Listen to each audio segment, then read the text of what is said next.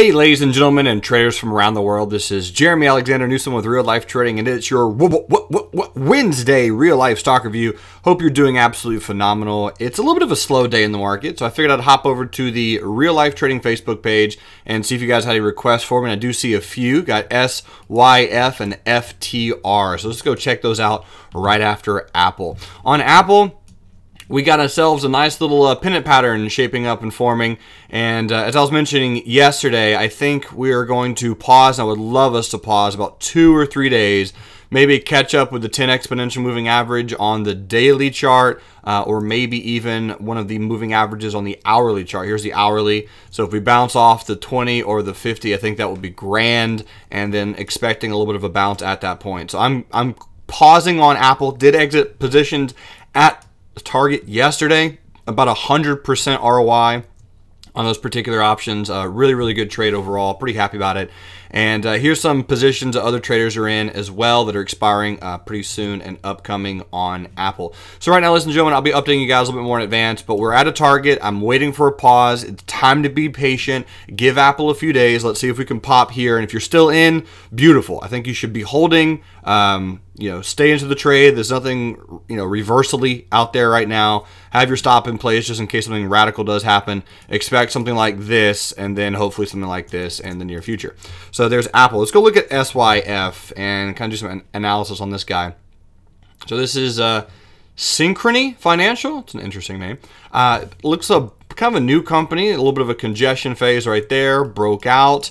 Got into another distribution phase right about here. Gorgeous breakout candle on January 23rd. Really pretty gap. And right now it looks like we're coming back to kind of retest the 20 exponential. Had an evening star reversal pattern up here with some pretty decent volume. Let's go ahead and I'm just going to draw a line on SYF, something like this. And that's going to be a pretty strong resistance that we might come back and retest. But I do like the fact that we're at the 20 exponential moving average. Let's go into the hourly chart and take a sneak peek and see where it's at on the hourly. And the hourly, we are below all of the exponentials. Let's pull the long terms up on the hourly and see where they are. Okay, we're kind of trading around the 100. Got it. So my thoughts on SYF then. If we are to play this as a bounce, I think it's going to come back maybe something like this, have one rotation up and then one little rotation down. Probably it's about 31 or so, maybe as far as the 50 exponential moving average on the daily. And that probably would be a good location to buy because we just bounced off the 50 recently with good volume. So I think that we could do that again after something like this. Get about a 3 or 4 weeks of consolidation, sideways movement, and see if we can play off the 50. If we are in shares, could do a covered call around the $34, $35 region. FTR, which is Frontier Communications. We had an entry on Frontier not too long ago, apparently, $6.89. Earnings, I think, is coming right around the corner, $2.19. So I don't know if this was today or not. Let me just check really quick, earningswhisper.com, and see when earnings were, if they were this morning for FTR.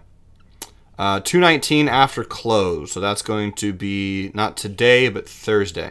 All right, well, what we can do is this is what we do in the trading floor. About the last 15 minutes of every day, I go and I look at what is gapping the next day and what it might do and things of that nature. So here's what I'm thinking about doing.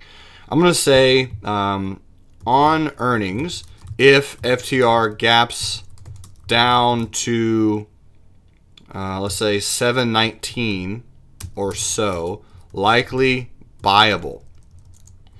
And this is an interesting question some of you guys might raise. Why would it be buyable if it's gapping down that far? Well, thought is because these are really strong resistance, right?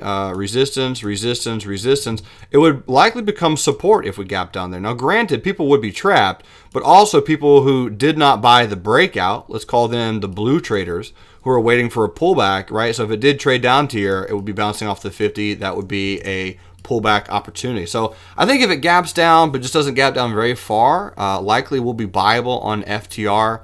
And realistically, if it gaps above 850, I'll put it this way, if FTR gaps above $8.50 and the prior candles are black, could be a decent gap and go.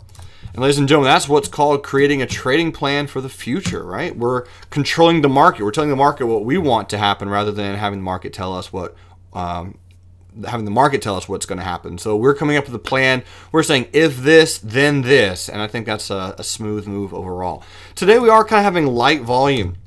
I'm blaming it on the snow, snow and the ice. Nashville's pretty snowed in as well. In fact, Ashley got stuck at work. She couldn't go to work yesterday because we live on a hill, and there was so much ice and snow that she couldn't get out, and the car was kind of frozen. So that's what I'm blaming the low volume on, but I think it's coming at a great time, right? We're at an all-time high. Exponential moving averages are going up. Looks like we're forming some type of pennant continuation pattern up here at the all-time high on the SPY. So if we do continue to rest 3 or 4 days and then we get that strong pop, man, I think that would be really quite bullish overall. Now, obviously, we could roll over as well on the market. I just don't know if that's going to happen, right? We're getting really low volume, and we're at the high, and my thought is this is some type of continuation pattern. We'll probably get a little bit of a pullback and then likely a continuation. So I'm still bullish unless something radical changes. DIA, same thing, really, really low volume, and on the IWM, same story. A little bit of a bearish candle, kind of a new black crow, one black crow looking thing at the high on the IWM. So keeping an eye on the market, ladies and gentlemen.